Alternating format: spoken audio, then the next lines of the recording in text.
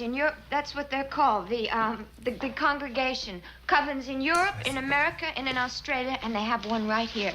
That whole bunch. The parties with the singing and the flute and the chanting, those are espas or Sabbaths or whatever they're called. Don't get excited, huh? Read what they do, Guy.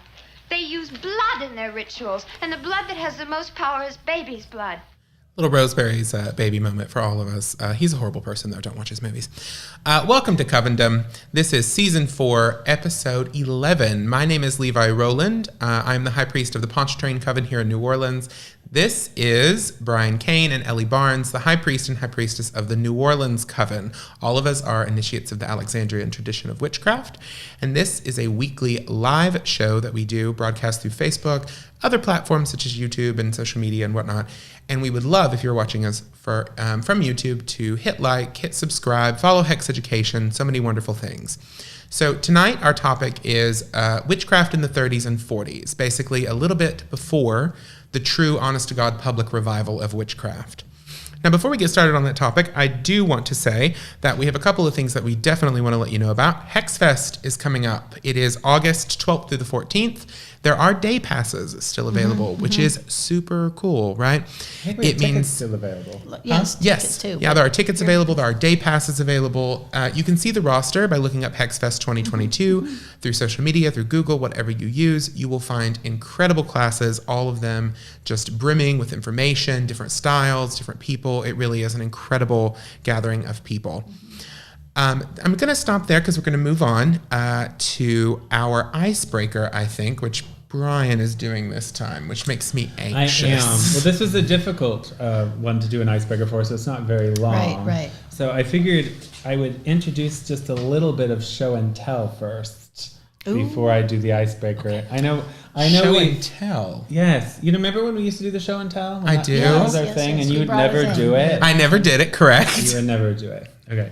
So I was always only the one who would do it, and who would do the tarot cards. I did do the tarot cards. We tried to change it up. So probably for our next season, we'll change up the format again, because I liked this format, but some people didn't. So I have a lot of show and tell stuff. But this will be our first season. We all three work together. So I thought, well, let's try it out, and then we'll all bang our heads together and decide if we want to change it or what we want to do different. I could hook us up on show and tell.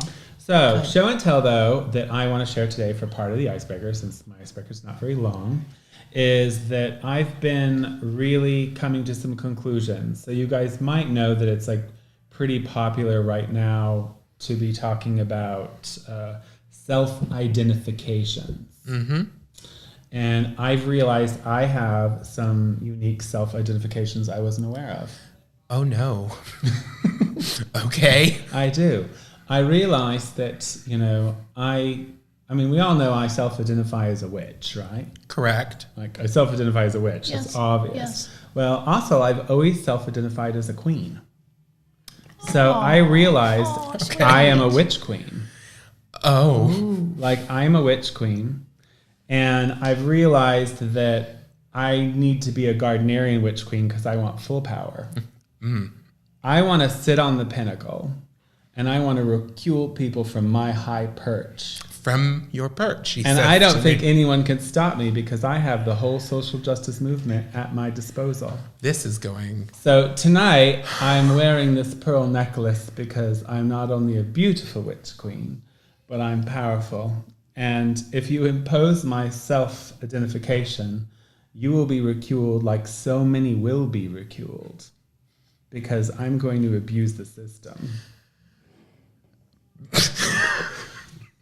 So the icebreaker for today is... Congratulations, Your Imperial Majesty. Long may she reign. The first of her name. Anyway, so now to the other details. Queen of the Andals and the first witches. All right, no peeking. No peeking. Okay. What's the icebreaker? Okay, so tonight's topic is witchcraft in the 30s and 40s. Well, it was difficult to make an icebreaker about that, so I was this is going to be a bit difficult. So I'm going to make a statement about witchcraft, and I want you to try to guess what era the thought process about it first occurred. Oh, okay. It's difficult. It's tricky. I'd be horrible at this game, so but it's what I could. So anyway, so the idea that witches worshipped the goddess Diana 14th century. Or all the way back to the 12th, maybe, with the cannons. I'd say that up until the 1800s.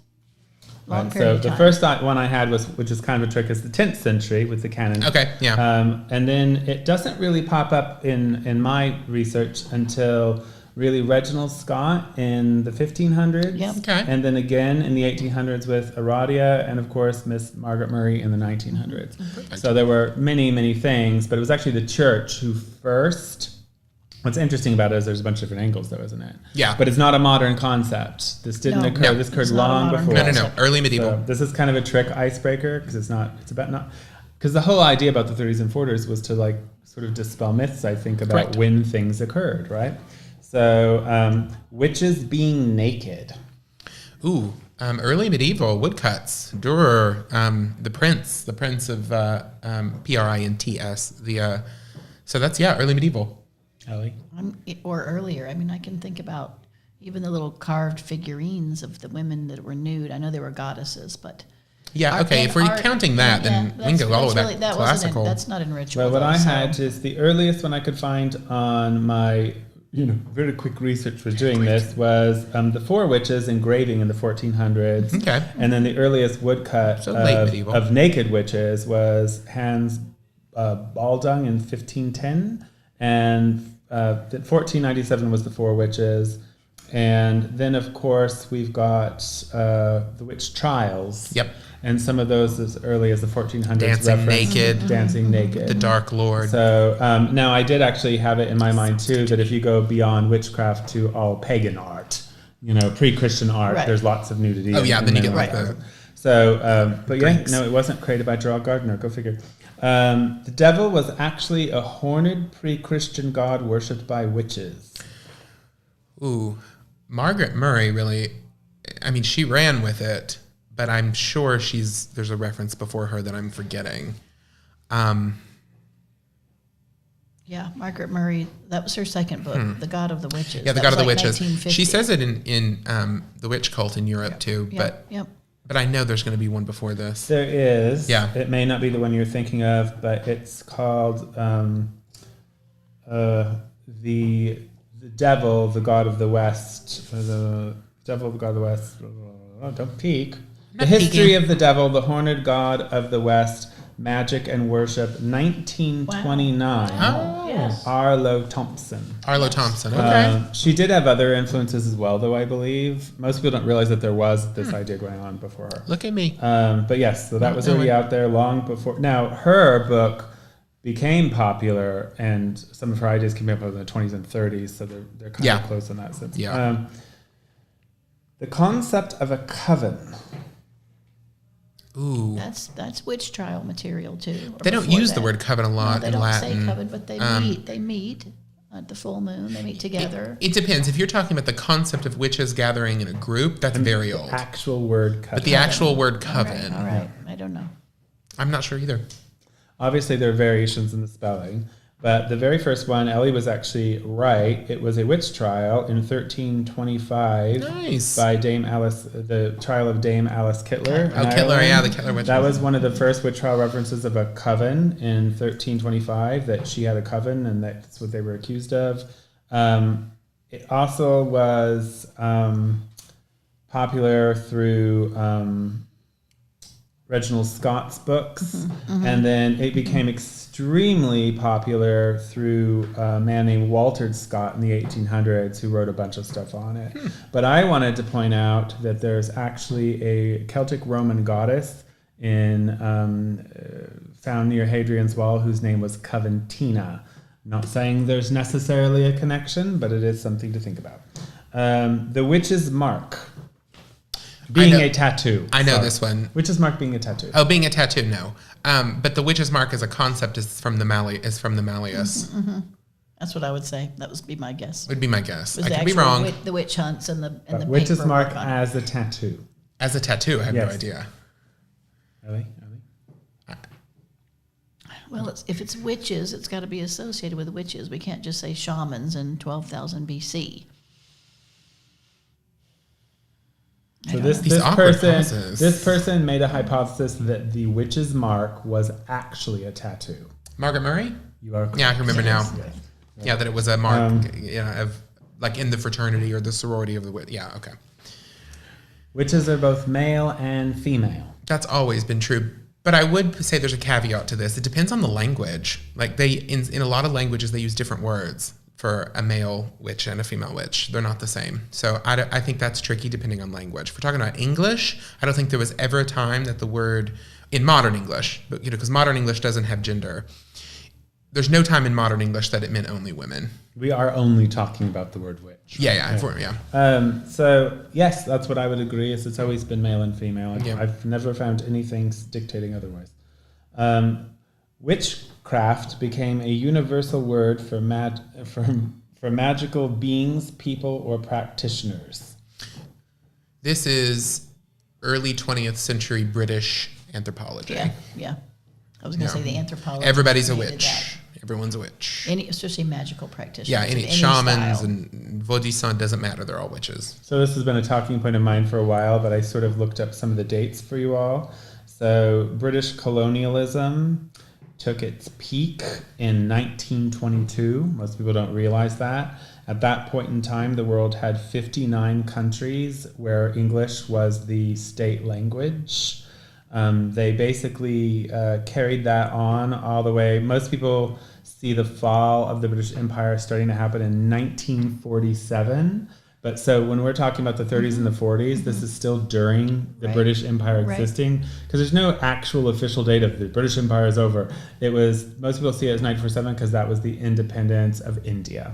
The end of the Raj. Yes, but in some ways, it really may, some people are saying it kind of ended very recently with the changeover of Hong Kong. Because even though we went completely to the Commonwealth, 1998? there are still lingering aspects of laws. 1997. Right. I was close. I was close, for Hong Kong independence. So, not independence. Yes. So, yes, as to what Levi said, they were the ones who spread the ideas of their language and their culture and made English the dominant language, which it's still, to my knowledge, the dominant the dominant language on Earth. It's still number one, yeah. These people were, they were controlling all the academic thoughts. But we'll get to that because Ellie's now going to do her talking points. Good job, guys. I don't think I would have done it. I did not get a lot of them right, but it's fine. They're hard, but I couldn't think of a better icebreaker for the subject. Pre-Gardnerian witchcraft, yeah. Okay, so the way I came at this thinking about the 30s and 40s witchcraft, and I did look at America and Europe, England, and I wanted to look at it from different directions. First of all, what was happening historically, politically to the people in that time period, what was happening in academic research and writing, and what was happening with the folk people on the ground or the practitioners on the ground. So, and I did just what Brian did. I looked up some of the classic early texts, like from Charles Leland and Margaret Murray, and I looked at their actual publication dates, and I looked up a couple of other books that I've used for research before the Gardnerian movement, and there's a lot published in the late 1800s and early 1900s, and I don't think people really realized what was in circulation. Tons of astrology, tons of farmers' almanac. The spiritualist movement was just full blown. The Order of the Golden Dawn had disintegrated, and people had picked up bits and pieces of that Theosophy. all over England. Theosophy clubs. So there's a lot, I think, to really gather in terms of the historical events and style on the ground. Okay, hold on. That face. Also, sorry. also, the late 1800s, and then World War I and World War II. I think that's really important to look at ideas of nationalism and countries returning to their folk stories. There was a lot of movement to see what was going on before Christianity in all those different countries, and I think that sort of stimulated a new zeitgeist in interest. And the explosion of the East. Colonialism brought all the ideas from the East. Yes. Yeah. And then I wanted to talk about, and I will later, some of the major books I think that were actually in circulation and maybe more available that I think really influenced and flavored the thinking and activity in the 1930s and 40s. And my final idea is that I believe witchcraft is very old. It is an initiatory religion and experience, and in its heyday, egregores were created. angels and gods were attached to the practice, and those continue to be viable. And through many time periods, we felt that energy, those of us called to it, those of us reincarnated. I think we're in the heyday. We're in the heyday. Because we're in it. Well, we're in the heyday now. Of course, this is the heyday now. This is, of But course. I declare this the heyday as your witch queen. But that You the are a queen. underground current has its religious content, has its followers, and that picks up through time over and over. Yeah. And now we're in the very magnificent peak of the witchcraft movement with Levi, Brian, and Elie. The peak. I said beat. God So bless. that's my intro. But Well, that's the way I thought of this subject. Levi, it'll be your turn to talk next. I think the big thing that I was going to bring up is something that Elie hit on, but I think we'll talk about a lot today, which is there were a lot of books and works that were massively influential on the founders of contemporary witchcraft, or the revivers of contemporary witchcraft, whatever language we want to use, that aren't talked about as much in popular culture now. You know, a lot of people want to say it was all Margaret Murray, and I'm like, no. It was actually a lot of Robert Graves, and it was a lot of Fraser's The Golden Bough, which has the story of the Rex Namarensis and whatnot in it. And it was an enormous amount of folklore. If you look at some of our elders, like Patricia Crowther in the Gardnerian tradition, she wrote a book on folklore. Doreen Valiente wrote a book on folklore. And they were living in those places and going and finding all they could from older people who lived in the community and compiling it the way that Leland does in the Gospel of the Witches in Italy. So there is this enormous craze for folklore. And I think what you get, and Elie brought this up too, was the death of the Hermetic Order of the Golden Dawn. You get and then Theosophy goes through some growing pains and moves to India. You know, the center moves from England to India with Annie Besant and whatnot. And so you have some things going on where people don't have the same organizations they did. And then here's this craze of folklore. And I think that was enormously influential on the early revivers of the witchcraft religion. You know, they wanted the order, they wanted initiatory experience, but what they were relying on mysteries. They wanted the mysteries, but what they were relying on was not, in my opinion, purely the Western occult tradition. They weren't purely looking at grimoires. They were looking at Graves, the White Goddess. They were looking at Leland, the Gospel of the Witches. You know, they were drawing from something that felt very different in its energy and power than reading from Latin text to summon angels. Not saying they didn't do that too, they very much did. But it wasn't the crux of it. And I think that's what I want to focus on, and I hope comes up a couple times tonight, was how influential things like the Arthurian legends. I want to talk about that. Massively influential in England, you know, and France at the time. And those are the things that I see coming through the DNA of witchcraft in the beginning, before Gardner sort of, you know, does what he does. Is that you have a lot of people who are really fascinated by what they're reading in Graves and Fraser and Arthurian legends and stuff like that. Very good. So this is, I think in some ways, this is the most difficult topic we've had, especially to like make it fun, because it's just a obscure topic. You know, what was going on in the witchcraft in the 30s and 40s is something a lot of people in the modern craft would like to know more about, including myself. Yes. But all we have is breadcrumb trails. Yes. Yeah. You know, but there are some things, like Elie was talking about. You can look at what was going on in the popular mind at that point in time.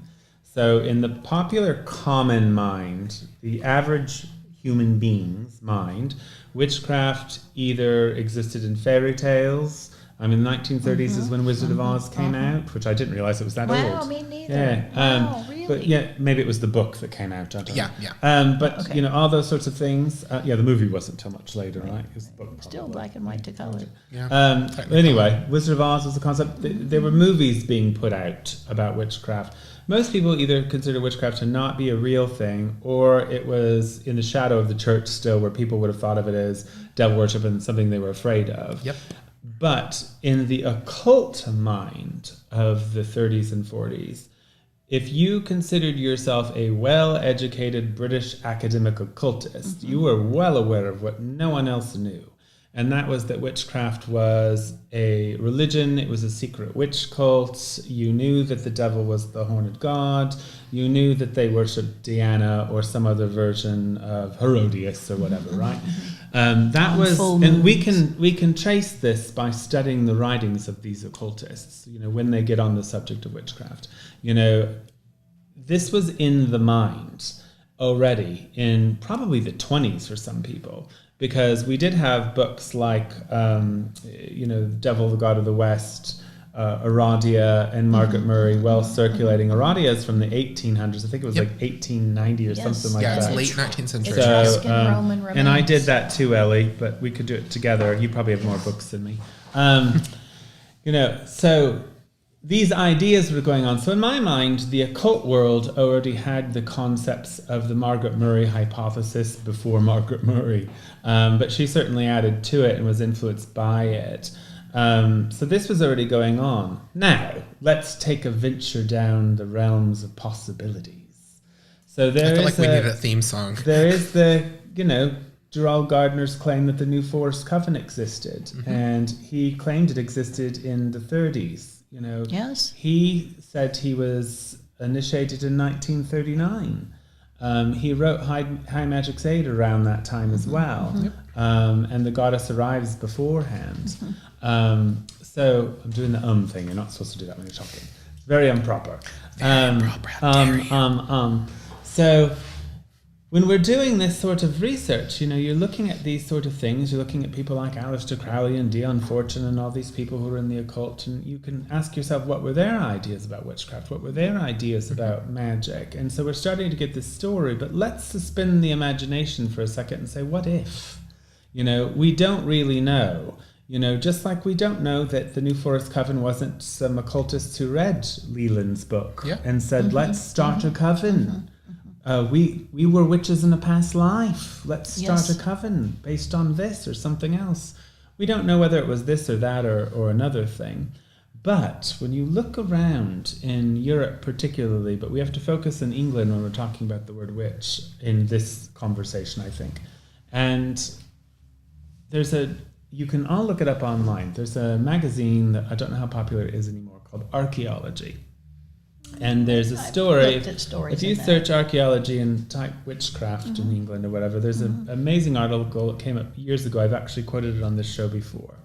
And during this, they found these hills near an old mansion. And in these hills, they started excavating them.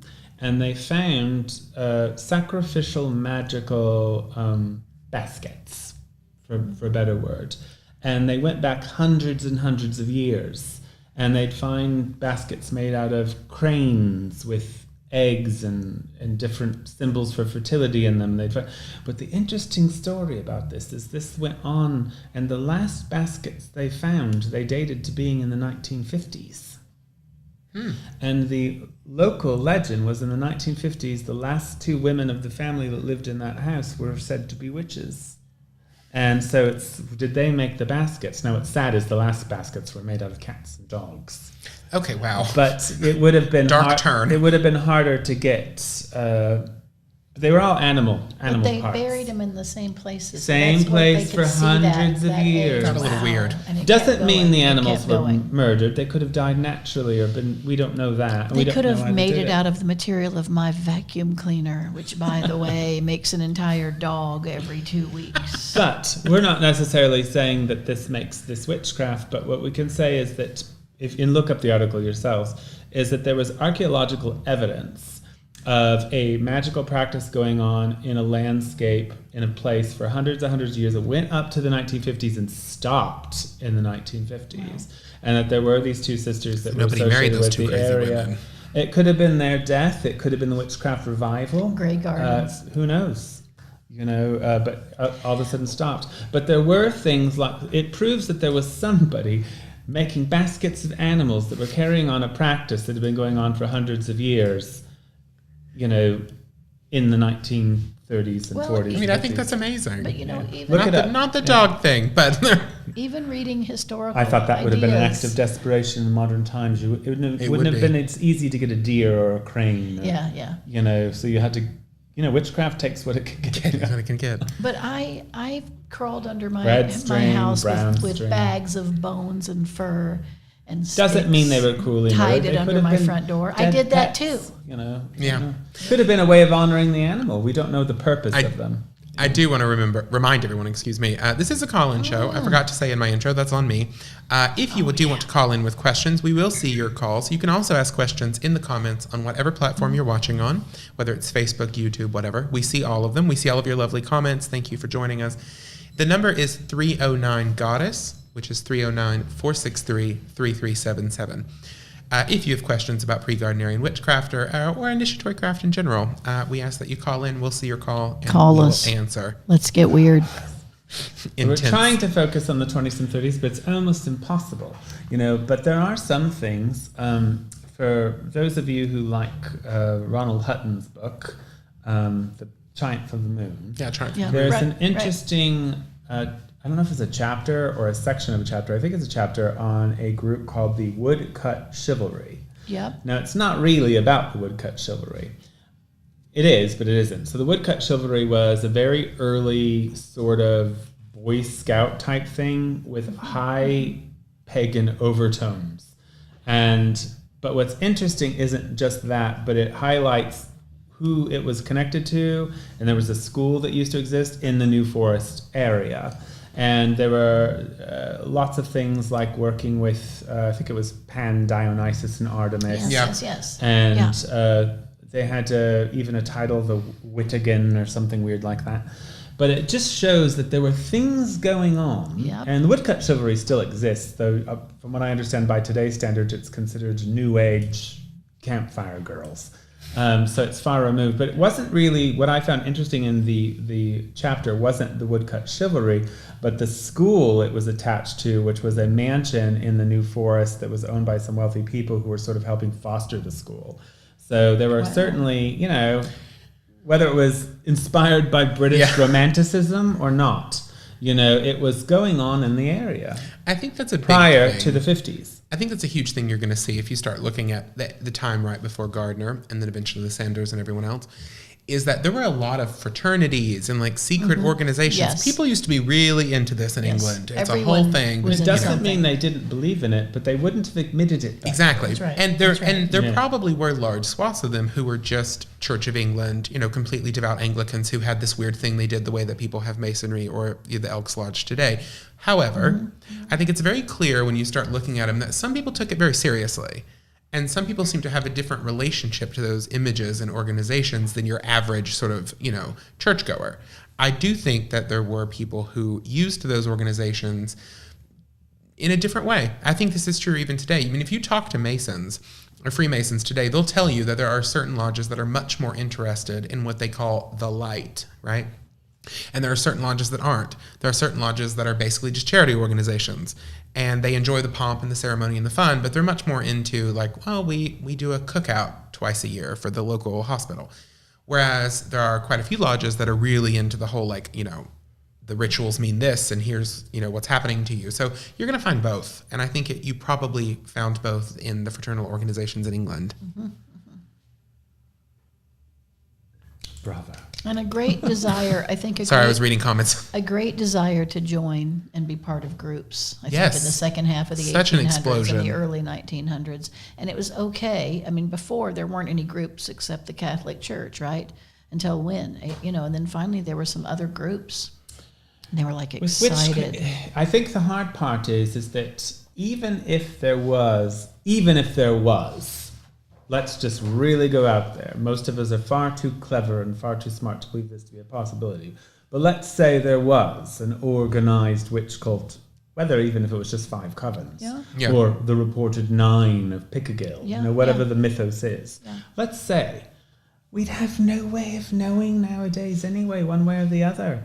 Is it possible? Absolutely. The entire world has had secret cults that never became public. Most secret cults didn't become public. There's probably more secret cults that we don't know about that have happened in the world than especially we'll ever know. Colonism. So there are probably tons of occult lodges and organizations that we never heard of and we never will because they didn't survive or they didn't continue or whatever, or it was 5 people meeting at some tree, so we just don't know. Meeting at the tree. 5 people meeting at Everybody some tree. meet at the tree. That's what we're doing.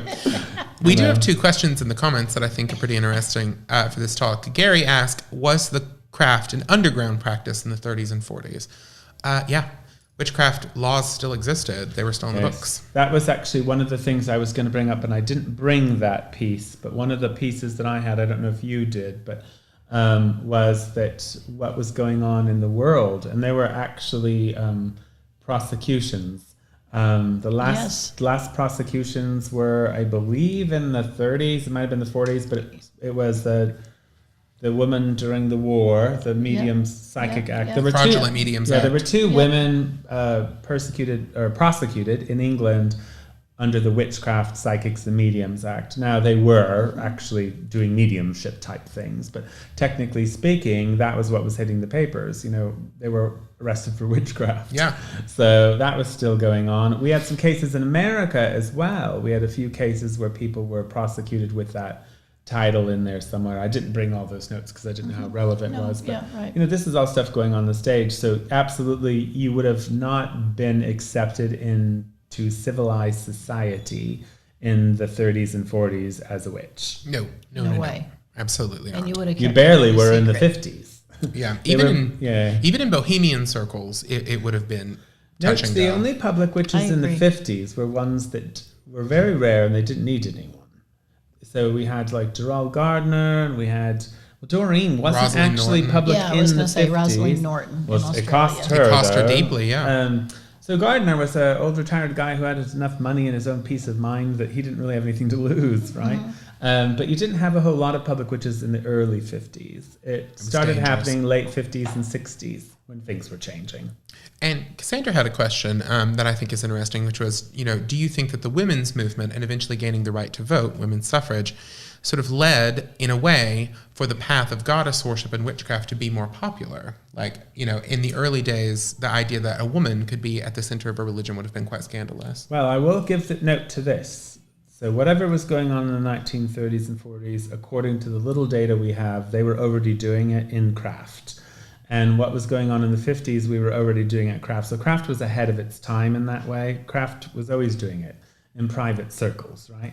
But as far as like how that might have drawn some people to craft, I don't think it happened as much in the 60s and 70s based on accounts of witches I knew in the 60s and 70s. They didn't link it up.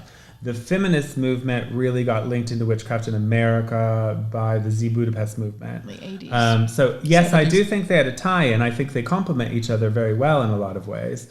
Just like I think environmentalism and witchcraft complements each other very well in very ways. But in the early 70s, people weren't consciously linking it to feminism, though they were feminists. There's a strong reason why they weren't. I definitely agree with Brian, and I would add this. There's a reason that they didn't. The women's movement was tied to spiritualism. And if you look this up, and I highly recommend that you do, get a good history of the American spiritualist movement, and in England as well, the British Spiritualist Association and whatnot, it was deeply tied into the suffragette movement. This is just a known fact. There were enormous swaths of the suffragist movement that were famous mediums in the spiritualist movement. And it became such a huge part of the ethos of spiritualism that mediums who were world renowned and could pack, Madison Square Gardens or halls in London would say that their spirit guides had told them this was the dawn of a new era, and that the dawn of the new era would be heralded by the power of women, right? And this was even male mediums were saying this. And you actually can find propaganda against the spiritualist movement, if you look it up, that paints them as all suffragettes, and that it was all, cloak and daggers and nonsense to try to get women the right to vote. So the reason I don't think that the first wave of feminism had a lot to do with witchcraft is because they were busy with spiritualism. And it's just a weird little thing that happened in history that's kind of cool. And the witches were busy being witches. The witches were doing their own thing. We were too busy trying to educate people that we weren't killing babies. And worshiping the devil, to be thinking about that. But we were always, obviously, the first religious feminists in a way. Exactly, but it would have been too hard. Like, let's say you are fighting for women to get the right to vote. You can't be like, well, my spirituality involves a horned god and being naked. They had to be like, I'm just a Christian, but grandma talks to me. It would not have helped early feminism to be associated with witches. No, but it definitely was okay if you were like a nice, Methodist woman who spoke to the spirits. You could get away with that. So it may not be that we didn't want them, it's that they didn't want us. No, they'd have been like, no, thank you. But it did get linked up because witchcraft is very empowering for women, obviously, isn't it? But I might say that the goddess was in the zeitgeist and was coming back around energetically, and we picked her up in different ways. Like Medusa, Yes. she's got more than one tentacle. So voting, women studying, that's what I think about spiritualism and using psychic powers and work, was that women typically are more prone to that, more psychism and mediumship. They're definitely more and interested they in had it. some power there where otherwise society didn't give them much credit. I do for believe, things. I know it's faux pas to say it, but I don't necessarily think women are better at it, but I do think they're more inclined. Well, I will also just say they're definitely historically, they are larger practitioners and seekers of it. This is That's just what a I mean fact. by more inclined. Yeah, I it's think like- they outnumber the men, Oh, by far. In terms of particularly in today's in terms of our clients as readers, even. I know it's Well, the definitely Oracle skewed. of Delphi's were topless, and they had a scarf tied around their waist. things she so says. I think that they wanted women to be the Oracle of Delphi, just for aesthetic reasons. Oh, the oracles were women, yeah, in Greece. Just for Topless, aesthetic reasons. topless Just for women. aesthetic reasons, she says. They just liked how he looked. You know what? So if you have any questions, But if Fabio had been an Oracle of Delphi, 309. I would have looked at him topless. 4633377 for any questions about tonight's topic, witchcraft in the 30s and 40s, Alexandrian witchcraft, or witchcraft in general, or whether Elie does oracles topless. I don't know.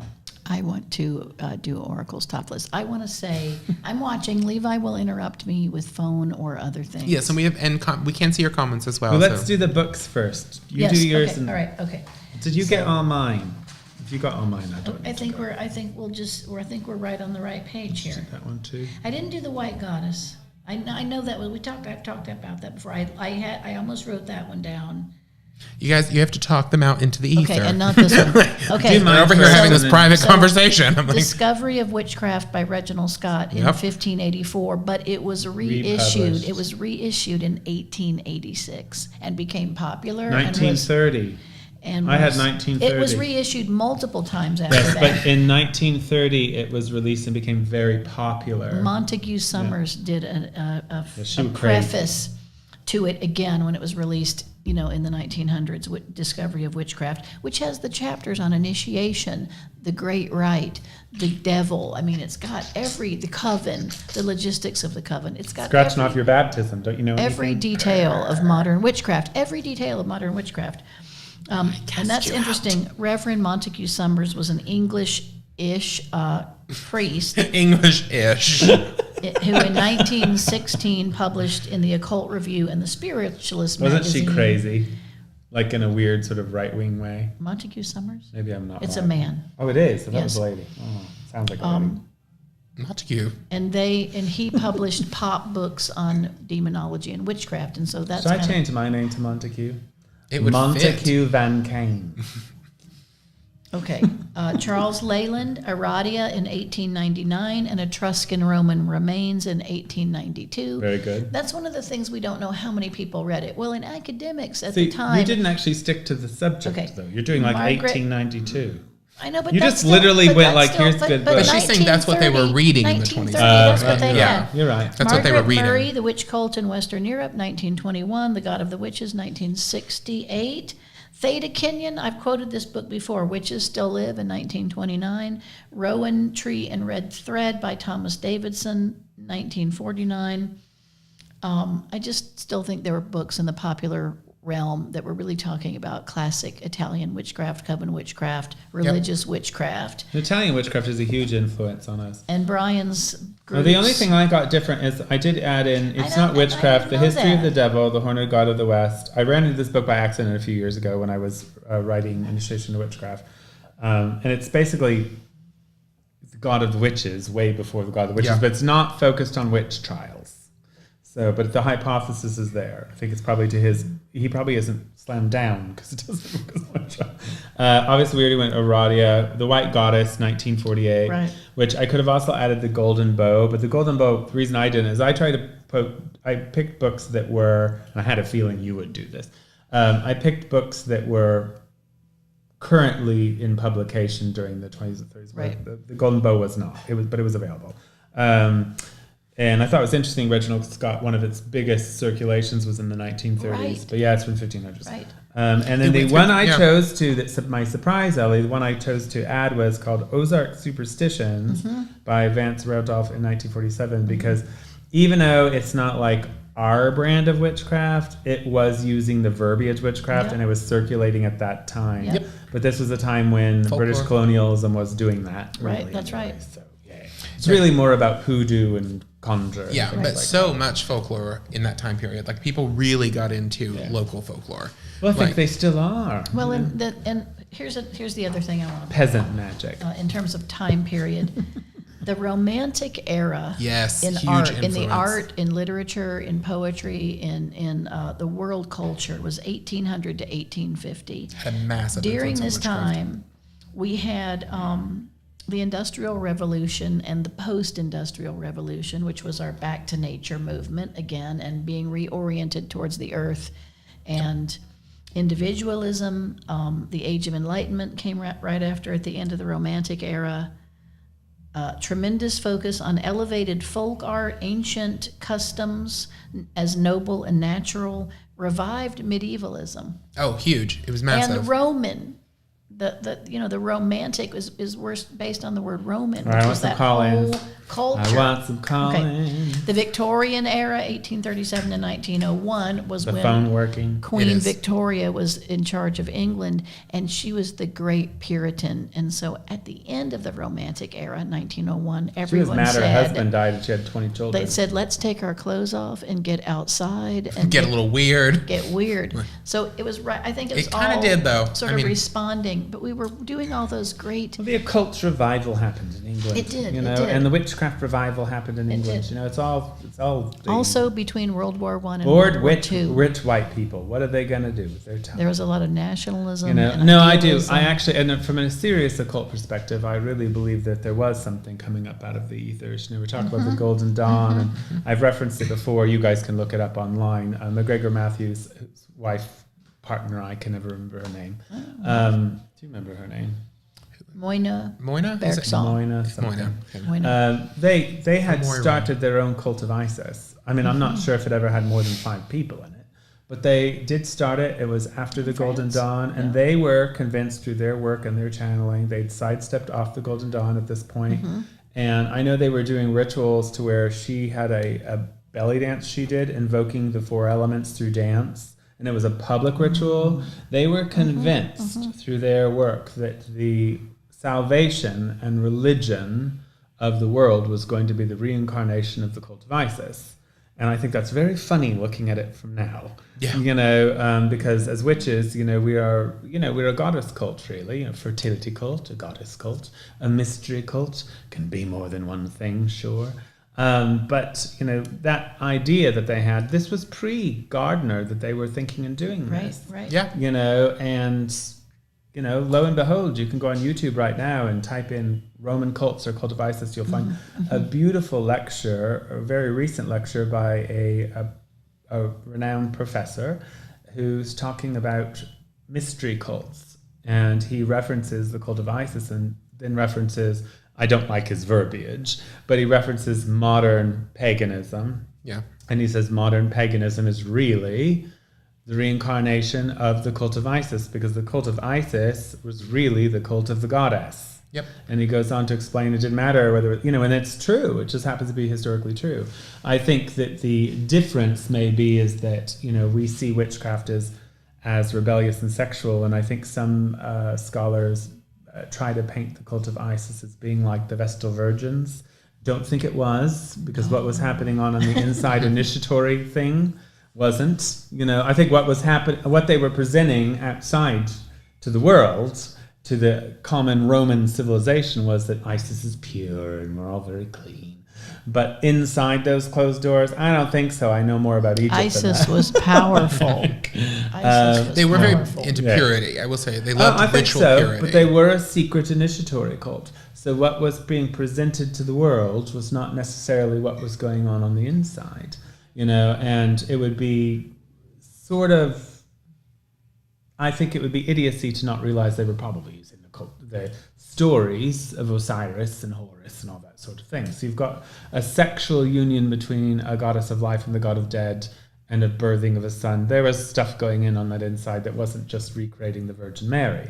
But that would be the only caveat to it. The reality of it is it was the cult of the goddess, a cult of a goddess who identified with all kinds of sexual goddesses. So goddess of 10,000 names. So if she was identifying as Aphrodite, she certainly wasn't, the Vesta. No, they never claimed she was a virgin because she has a son. I just think it was a front. Yeah, she always has a son. I personally believe it was a front for Rome at the time of when the cult of Isis was struggling to survive, was really pushing this sort of imposed purity.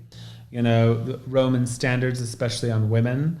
That was going on with Augustus, who most people don't realize the cult of Isis was originally persecuted in Rome after the death of Julius Caesar. So it went through a period of being persecuted. So they didn't forget this. So I think that the Vestal Virgin sort of outside thing was a smart way to be. Yeah. Do I believe that was the truth? No, I don't. But I think it could be the truth because it's Isis. She could be whatever she wants to be. But I'm going on a tangent that has nothing to do with the subject, but it's filling up airtime. But yes, the cult of the goddess of 10,000 names. So the goddess of 10,000 names is also the goddess of 10,000 faces, right? Agreed. Rodriguez Mystic brought up something that I think is important, which is like Gardner was not the only one who was saying, there were covens before us, etc. All of the original elders said this. He brings up, for example, Lois Bourne. In her book, she said that, she was in a craft that predated Gardner. Right. And she didn't actually say that. I've just read that recently. The person, Mora, I think it was Mora, who introduced it to her, said that it was 300 years old. That doesn't mean it was. Oh, but he's saying that it was claimed a lot, though, by early elders. It was claimed by all of them. Yeah, that's what he said. All of them. So Robert Crocken claimed it was in his family hereditary. Yep. Sybil Leek claimed it was in her family hereditary. And she was initiated in France. Charles Cardell. Charles Cardell, actually, don't know if he had claims like that. I don't know. I'm not sure. Not that I could think of off the top of my head. I haven't studied Cardell a lot, to be honest. But Patricia Crowther claimed that she was contacted by a old hereditary witch who she believed that sent her Thami. The stories were there. The idea of it being real was there. I think what we struggle with in our modern place is that we've never received any proof of this. There's never been any tangible proofs. Like, I don't think Robert Cochrane's older than Gardner. I really don't. I think he came after him. I think Sybil Leek came after him. I mean, this is my personal, do I know for a fact? No. But based on my evidence and the things that I know and the things they said that I don't believe, I don't think any of those public people did. But yes, they all said it. Lois Bourne, Alexander. Ray Bone. Ray Bone. Well, that's I know, totally not even a relevant I know, statement. but he did say that. Because that's already been debunked so much. For another reason, he said. It's a very different story, but yes, it was claimed. You're right. So it has been happened. As far as people where it could have been, Ray Bone claimed she was in a hereditary coven before she was Gardnerian, but that doesn't make it pre-Gardnerian. So as soon as the books came out, you had more encouragement for people to do it. Yeah. They were reading the books, and so they could pick up 3 people anywhere can pick up 2 books. So we and just say, don't we're starting really a know. coven, right? And also, I think the term hereditary has been tightened up. I think what people used to think is, well, my grandmother worked folk magic. She was a natural witch. It's been in my family forever. So I'm a hereditary witch. I think it was really easy to cross that over. Yeah. Mm-hmm. But most of the original people in our stream of things were more interested in reincarnation. So in Alexandrian Gardnerian craft, primarily you don't get these claims. Gardner claimed to be related to the Witch of Brandon. Yep. And Alex at one point claimed his grandmother was a witch. That story, however, has been rehashed so many times, nobody believes it, including me. They all believed in initiation. They all valued initiation. That's what Brian just said. Sybil Leek too, though. Yeah, of course. And Robert Cochrane, they all did initiation. What you just said is something that really needs to be driven home because it's super important. We don't talk about the afterlife as much in modern witchcraft as our ancestors did, frankly. And Brian's right. They were fanatical believers in reincarnation. It was a huge part of the spiritual zeitgeist at the time. It was a huge part of the New Age movement, of the rebirth of occultism, it had wormed its way into certain forms of spiritism. Eastern thinking was everywhere. So a lot of our elders, I completely agree with what you're saying. Like, a lot of our elders were really into this idea of, yes, I was a witch in another life, not because my grandmother was. You get those stories, but I do think there was this intense belief There was that also the chosen come back. an idea that's been forgotten, that even a lot of these people who claimed hereditary witchcraft still believed that they still say they had to get initiated. Yeah. Including Sibylle. Like, she didn't say, well, because my grandmother was a witch, I'm a witch. She claims she got initiated in France. So that was going on as well. So it was kind of like, in their minds, they were like, Catholicism was in their family, but they still had to go through the Catholic rituals. Yeah. Spazzing out everywhere. But I don't even know what the question was. Oh, yeah, they did Just claim talking it. about the claiming, yeah. I think where we get very eager is like the rest of you. We'd all love to have proof. I believe in the possibility of it existing. I just don't think the proof's available. And so all the modern claims are people sort of like reaching for the brass ring of validity. And, because if you were that one thing, I'm Brian Cain, my witchcraft comes from the first Cain who killed Abel. It's been in my family this whole time, the curse of Cain. And we've all received the mark of Cain, and we have magical powers. And that's why I'm queen. I've thought a lot about what kind of evidence might come to the surface that would inform us more about pre-Gardnerian witchcraft. And the only thing I can come up with is that it would be in maybe a series of family journals, or even the back of Bibles where notes had been written.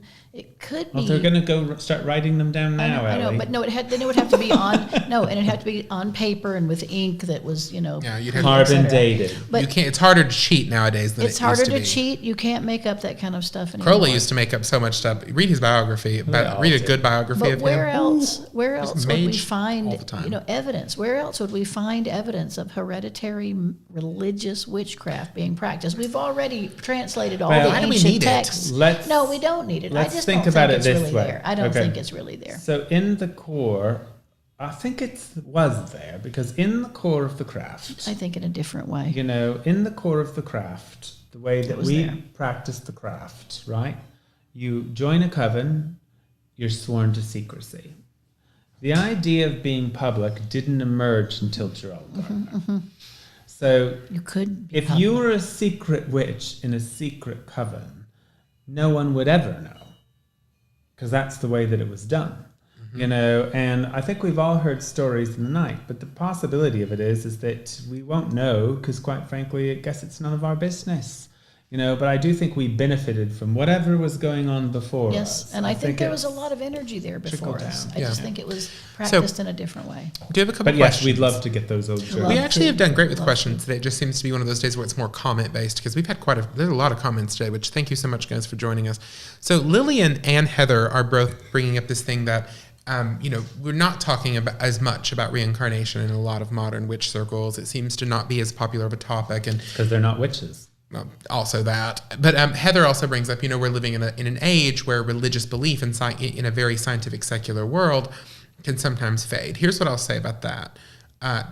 The religious will inherit the earth.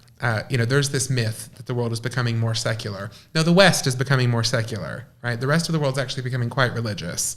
If you do your research, there's actually demographers and whatnot worry about this. Worry that we're heading to a place where the influence of certain, religious groups in sub-Saharan Africa, South America, East Asia. The United States.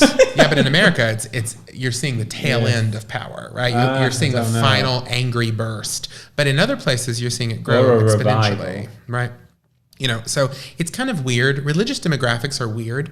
Here's what I always say. It's a statement I always say. The future of the world is not a 31-year-old white atheist from Sweden. The future of the world is a 14-year-old girl You got to from pick Kenya. on Sweden. Right? And she's very could have picked religious. any country. So it's because they're one of the most secular is why Did I you picked say a them. 14-year-old girl from Indiana? I said from Kenya. I thought Kenya. France was Oh, the wow. most secular. Oh, wow. They're up there, but the Scandinavian countries are particularly non-religious. But so I'm looking through comments, and we got a lot of questions. But I think that is a huge thing to take into consideration. some of you could use the phone, or we'll just turn it off permanently. No, Just turn it off we love the permanently. call-in. We love the Nobody's interaction. calling in, Elie. That's okay. He gets mad, people. He gets so upset. We can keep talking. It's like that scene in 16 Candles. Like, I don't like weakness. so, yes, Christian actually brought something up that I think would be interesting to talk about too. Is like a lot of people really believed in the Aquarian age. Like that was a huge Right, thing. right. You know, in a lot of early occult circles, in the revival of occultism, which is that concept that like the Earth is literally Right, going through right. this massive cosmic 2,000 rebirth. year 2,000 year cycle. cycle. And it had been the year, Pisces had been for Christ right, and right. the rise of Christianity. And now we're going to be an air Aquarius, sign. right? Which was going to be open-mindedness, the occult, witchcraft, enlightenment was going to take over the world. Science. And people really, really were into that idea. You have a cold, do you? No. I ask him that every But day. Every now, time. But now I feel like the Aquarian age is kind of bypassed. People are not interested in Isn't it talking supposed to about last it a too very much. long 2,000 years. That's where not we're bypassed. in now. There's debate about when it actually starts, but I think most people say it started. Don't you It think? depends on what system you use. There's a lot I of think it disagreement. started, Elie, because of that song. proves it. It's an air sign, though. Aquarians are air signs. Not to say anything about Aquarians. It's just Because not Mary my Cleaver's bag. actually asking about. She's like, what role did astrology play in the 30s and 40s? And witchcraft was huge. Oh, Fate magazine, yeah. Spiritualist magazine. There was Occult Review. This was probably the beginning of the heyday in England of these publications of research into the paranormal, psychic research, folklore. It makes us sound boring now, doesn't it? Why? Really? No. Just But all it was- this it was- exciting stuff going on. and They weren't in the woods dancing naked for the nowadays, gods. we can't even call in on a podcast. Print show. magazine was all you had. Imagine we didn't have the internet in the Yeah. 1930s. We had nothing. We had print magazine or a book you checked out from a library Part of it's 300 when we're miles away. inconsistent. I'm not kidding, right? People don't tune in as live. They as would much. get No, their you're little right. astrology magazine once a month. And they it'd took be- it like gospel. Like it They was a did. big deal. And that's another thing. Brian and Yes. Elie have both been naming books and talking about like the influences. Here's something that I think we have forgotten that's incredibly important. Movies. Movies too. But, nowadays we have all sort of adapted to the information age. Nobody is thinking about what it would have been like to find a book on witchcraft. Yes. Yes. The one book. The you one found book. in your And whole you would have life considered on it- witchcraft. Yes. We And it would still have been do so it wild. today that we believe, like anything an author puts down, a lot of people just believe because it's weird, but it's true. So yeah, I think that happens. Incredibly more difficult to publish material in the 1930s and 40s. It was either going to be folk popular writing or academic or science, right? Yes. There just wasn't the range of what's coming No, out. like wasn't as Reginald, much. Reginald Scott's whole book was actually to debunk witchcraft Yep. as an actual thing. But he gave all But the interestingly facts. enough, in the process of doing that, he was also sort of pinpointing sometimes that it was folk magic or Yes, pre-Christian yes, practices mhm. because he was trying to debunk And the fact that it was a satanic cult. documenting Yeah. the actual Yeah. practice. Yeah. We do have a call. Yeah, okay. Hi, you're on Hello, Covendom. good Is this Cassandra? Yes, Cassandra. Cassandra. Okay, I flattened my vowels. God forgive me. How are you today? I'm doing well. Yourself? Doing fantastic. What's your question, Cassandra? So I was just wondering, we talked earlier, I actually typed in a question, but do you think that the unifying aspects of the war and everything else going on during that climate allowed for us to kind of check our ego and our need to be individual to make space for like a coven You mean and World War II? togetherness? Or what? Pardon me? Yes. You mean World War II in England and sort of its influence on witchcraft and whether or not it made people kind of want community more. On history. Right. And, claim Or it themselves also as a allowed person. for that like public face. Oh yeah, in a public face. I'll simply say this. World War I had an enormous influence on the creation of spiritualism because suddenly Oh, my God. we could kill human beings in such Yeah. numbers Everyone was dead. that everyone died, and there were all of these basically weeping widows and people left behind. So I think war can do that, but I'd like to hear what Brian says about do you think it influenced witchcraft? 9 million soldiers. Well, died I in mean, World there's War legends I. about it, and obviously the people, many of the founders were alive during it. What we can say for sure is that there was a movement in England about national identity. And that was why they poured their hearts into the Druids and the Welsh things that were going on in the landmarks. Celtic mythology. Part of that was to separate themselves from their German roots.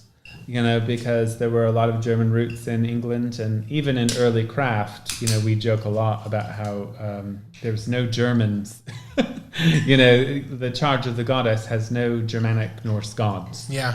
So they were completely just pretended they didn't exist. So I think that was going on, that there was a sense of national pride that influenced it. But as far as like the war itself, I think that's probably very individual and hard for me to speculate. But I can say that, they all have stories, from Alexander's hiding under his table during a bombing, to Gerald Gardner being in the guard. Yeah. They were all there. If you read their books, they all had stories, they all had memories. I'm sure being bombed by the Germans was something that would affect you.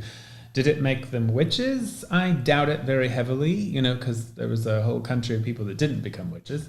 But I think it probably created a generation that was ready for change. Maybe it made them braver. Maybe it's what popped them out of the 30s and the 40s and the 50s, is that they were a generation that grew up during war and were ready to change the world. Yeah. So maybe it made brave people all the way around. Right. I would definitely agree, Cassandra, with one of the things Brian said, is that the national identity movement was really important as a piece of this. I'm going to be really honest. England does not have a church that has the sort of power behind it that a lot of other state churches do. Right. And now it did have power in terms of money and wealth and whatnot, but there has always been an almost sort of running joke about the Church of England. There's a famous poet who once referred to it as the Henry sweet... VIII got all it's like, there's a famous British poet, and I'm blanking on it. If anybody remembers in the comments, you can remind me, but he called it the sweet mediocrity of our native church, right? And so the Church of England was always a little bit milksop. I mean, they do have beautiful rituals. I don't think they're doing Evensong, well either. they're not. Anglican Evensong is gorgeous, but it didn't really give. Because they're all witches now. Yeah, they're all witches now, or non-believers. But I think that World War II had this massive push. Like Brian said, if you look at early witchcraft materials, there's no Asatru. No, right? There are no Germanic gods. I think it's still a bit taboo over there, to be honest with you. I don't see a strong movement. I will say it's incredibly taboo in continental Europe. I lived in France for a while, and bringing up, for example, being a Wodenist, which was a white power movement in Europe, was here too. Yeah, it was here, but it was massive in Europe. Interesting. And even today, witchcraft and paganism in general, of any kind of stripes, have a very hard time making ground in France, because there were so many racist pagan groups after World War II. Yeah. So I would honestly during argue... World War II. Yeah, and during. I would say, that's where it Cassandra, started. that's the sort of one of the biggest influences, what Brian's talking about, the sort of Celtic nationalism that you see in England. Well, during World War II, if anyone's interested in studying, if you study the rise of the Reich in Nazi Germany, there was actually a movement within Nazi Germany to create a new Aryan religion. And they had even created an acceptable form of Aryan Christianity. But both of those works were going on. They had parades. They literally, it was a thing. So people knew this. And unfortunately, for people who practice modern, Norse religions, its first modern historical link is to Nazi Germany. And so, unfortunately, a lot of racist groups still carry that on. Yes, they do. I personally met people when I was young who were skinheads who worshipped Odin. That was a big thing going on. It still is in some sects. So, obviously, kudos to you if you're worshiping Odin and you're not a Nazi. But, there's a mixture there. So I think the British were just really trying to separate it from themselves. Yeah. Also, it was pretty close to home because the British do have Germanic roots. Yeah, they're Anglo-Saxons. Yes, of course. Including the royal Anglo-Saxons. family. Yeah, they're Including the royal family. Yeah, they changed their name. The House of Windsor was the House of... Right. Habsburg? Yes. Habsburg? No, they're not Habsburgs. Because the Habsburgs are Catholic. There's... what was the... Hosen? It's very German. Yeah, I'm blanking on it right now. I used to know it. Holzhauer, Yeah, it's the House of... they're not the House of... of Windsor. They changed that name right. during, after World War I. But we have went into a very weird place. Did we answer your question, Well, Cassandra? no, it makes a lot of sense because it is a question about witchcraft in the England, 30s and 40s, and witchcraft was coming up during and out of the wars. But did we answer you, Cassandra? I think we might have lost Yeah, her. yeah, you did. Awesome. Well, thank you so much for calling. Thank you. Bye. You're right. I mean, it is a big thing. Like, World War II had a huge influence. I mean, Well, there's the whole legend that goes, the modern mythology of the witches meeting down, and everyone from, Gerald Gardner claimed to have been there, but people have associated it with people associated with Crowley and things like that as well, that there was a witchcraft working to repel the Nazi invasion. Yeah. That's an ongoing thing. There's some loose evidence that it occurred. Then again, it could have been 5 people at a tree. But the mythology has become a thing that was going on. So. But prior to that, Yeah, Napoleon Saxe-Gothenburg, too. that's right. There's stories of witches gathering in other instances to wouldn't you? repel the. I can guarantee if we felt like America was going to be invaded by fascist right-wing Christians who were going to take over our invaded government, is a funny word. I'm sure witches would work against Invaded. it in secret, properly, so the magic could work. Invaded. Yeah. From within. I have opinions. But no, Saxe-Gothenburg, that was the royal family before it. I liked Cassandra's question though, because I do think that one of the things I find Well, she called in. Very good, first of all, like double plus bonus points for actually existing. But 2, I am fascinated personally, this is a personal thing, with that Celtic revivalism. We don't really, it's not as popular now, but because people got educated. If you read like the founding of the Eisteddfod in Wales and whatnot, and the Welsh revival and the revival of Irish after the independence, it's a huge thing. And there's like rabbit holes you can go down about witchcraft and folklore, and a lot of it was about this idea that we were the original Britons. How old were you in the 90s? In the 90s, I was 12 when they were completely over. All right, so let me tell you what.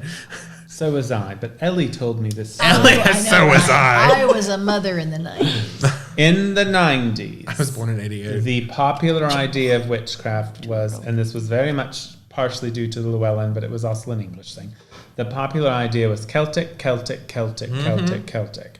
There were people who believed witchcraft was purely Celtic and nothing else. And that was the law of the land. But when I started studying It in just the 80s, was. it was all Celtic. It Yes, was all Celtic. Celtic, There was Celtic, nowhere else to Celtic, go. Celtic. Oh, yeah. They believed that, and the British are responsible because they said, well, what are our roots? We're not Celtic, German. Celtic. We're Celtic. Yeah. Celtic. I Maybe wanna- the Picts, maybe. I want to bring up, one idea about that I have written down on my notes. Thank you. Emma Young was the wife of Carl Jung, and she became friends with Dion Fortune through the mail, and they were pen pals, and they studied and wrote together for probably 15 years on the Arthurian. They were roommates. They were roommates. I know, look at all them fickens. The Arthurian mystery tradition. So Emma Young studied it in terms of like mythic psychological development. Yeah, the archetypes. Dion Fortune was studying it in terms of the English paradigm of the roots of their religious. The English soul. You know, right? The English soul, which is what you're saying. But it's still, and so pre-Celtic, it's going to still be the cauldron of Caradwyn. Well, that's Celtic, but the Grail. Welsh. I mean, they just blended those two stories right on top of each other, right? The knights, the Grail. Jesus and Mary were really Celts. Yeah, they really love that Well, and they story. were- In England, The that's where they English really always were. sort They of weren't missed really. Catholic. Jesus was Catholicism. actually from Portsmouth. Right. I think the English also, the Christian English always sort of missed And he Catholicism. moved to in some Glastonbury. way. Yeah, the Anglo-Catholic He moved to- movement. Yes, right. I Please. mean, but they merged those really deeply. Hardcore. The whole like Arthurian Christian mythos Right. and whatnot is a But big so deal. that's one of those big seeds, I think, of the Western Well, because tradition in British after 1900 and nationalism, you witchcraft. could be a Christian Celt. Yes, you could. Oh yeah, You Celtic know, Christianity. yeah. So you could be pagan Um, and Christian. At Which, the same time. strangely enough, is not to compare the two, but that's sort of the options the Nazis tried too. They actually did try to have a Aryan sect of Christianity. Oh, 100%. Where Yeah. Jesus They wasn't had- Jewish. Right. Yeah, Books Right. and all this sort of yeah. stuff. It's a nasty little. If you ever want to study that, it gets really throw you down some rabbit holes. Yeah. But it really is like if we're talking about before witchcraft becomes a public religion, through the elders That's right. of our tradition. That's right. I do think that was quintessential, like massively important was this concept of the old religion. That's right. And where you derived your authority from. Yeah, and what was your Yes. spiritual path? Here's Your- another thing we may your not think genetics. about. So, for those of us who came later, witchcraft was sort of a path back to past. But Yes. I think in the 30s and the 40s, it was embraced as a subversive occult movement within Christianity. I think we're starting to kind of embrace that again. Yeah. But Agreed. if you read what they would say, they would mention the past. But originally they weren't trying to be. In the very beginning, they weren't trying to be Celtic. There were things that were very pre-Christian. You know, I mean, if you look at some of the literature that's available, and I'm not going to, what do we say, confirm or deny anything, but there's definitely evidence of this sort of pre-Christian ideas of this, what we all know is witchcraft is older than witchcraft. But there's also a spirit of witchcraft in the name of witchcraft, which is something that comes up within Christianity that's subversive. It's a spirit that survived in spite of, is powerful in spite of. Or the real you know. power. I view it as Yes, the real power, yeah. the hidden Yeah. real power. Yeah. So I think, I think they were keenly aware of that early on. I think there was a weird marriage between that and the Romanticism. Yep. But to me it seems, and this could all be my imagination, that the early witches were less affected by Romanticism than other occultists. I think they were affected by Romanticism, but when you read the literature and when you read the spirit of intent, it's not so much, Pan and the fairies with the flowers in the fields, and glistening, lets me read you this Queen nice of Elfin, poem. yeah. It's we have got to hide, we've got to, be secretive, we've got to work our magic in secret, it's initiatory, there's a dark side of things, here's our ethics, none of this sounds romanticism in that sense. It's obviously touched by it. They were English people. You know what else I think, and I'll say this about witchcraft and why it's different in the occult revival of this time period. Even as far back as the 30s and 40s, before it becomes public, before it becomes the religion that's known as today through Gardner, and then eventually through the rest of the elders, there is an element in witchcraft that I think is deeply, and we've talked about this, and people are going to say I'm beating a dead horse, but I think it is palpable when you read their books. It's religious. It's ecstatic. When you read a That's lot what of I think I kind of mean by it's not just romantic. when you read a lot of early occultists, they're mechanical. Dry. And it's not even just the dryness, it's that I think they believe they were trying to marry what they were doing with science. It's dry. They're trying to marry it with science. Well, so formula. Dion Fortune, Formula. Dion Also Fortune, trying to be all of academic, that. very British academic. Always trying to say, no, we're the future of science. Witchcraft, if you read, and again, there's certain Witchcraft things is I'm not going to very say scientific. here, but early witchcraft Christian, did Brian, not do witchcraft this. is That's very why scientific. I put Dion It was Fortune religious. into witchcraft, though, because Dion Fortune, as an occultist, was incredibly emotional. She was And a she was very into high channeling psychic. and witchcraft, and Her personal reports were incredibly powerfully emotional. And there's rumor that she was friends with Gerald Gardner, and they both went to the nudist the Gymnosophy Society, yeah. camp together. And they also talked about a lot of Arthurian legend and those mythology and psychology. I don't know if that's been proven. the Druid order. He was in the Druid order. Yeah. But I think But that, she was very emotional. do you not just to say feel that, though? I When think- you read the witchcraft books that we're talking Yes, about, it's- even early, it's spirit. they're spiritual. It's religion. It's very Yes, like, it's- I had a moment Yes. with Yeah. the God Yes. in the woods. He came to me. He touched me. Yes. I wept Yes. I before was the great very mother. magical. I was with him. outside of Gardner's books aren't very magical because at that point they were the first books. Yeah. And he's trying to be very academic. But the other ones, they all had this nature of, this is something we're doing. Yeah.